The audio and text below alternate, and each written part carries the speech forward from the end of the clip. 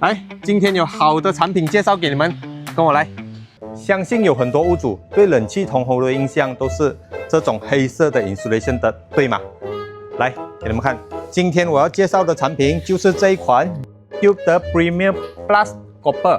它的特别之处在哪里呢？传统的做法呢，它是 Copper Wire semua sekali masuk。全部掺在一起的，这个是我们以前做学徒的时候，师傅这样教我的。所以现在我们要提升自己，我们就用了这一款 Cube 的 Premium Plus Copper。这一款 Copper 有什么特别呢？来，你们看，它的铜管是分离式的，你们看到吗？2分跟3分是独立行驶的，它的 insulation。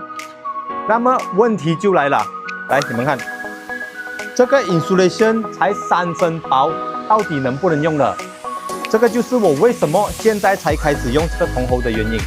看以前一路来我用着的都是6分厚的，但是这个你们不用担心，因为我在用之前我已经上网查了一大堆的数据 ，confirm 这一款 insulation 是不会出冷汗水的。在我还没有使用之前呢，我有看过很多案例，在外面暴晒的地方，这个 insulation 它还是很容易脆弱的。日晒雨淋很快就糊了。那么我们要怎样解决这个问题呢？你看到这个胶布吗？这个就是防 UV 的胶布。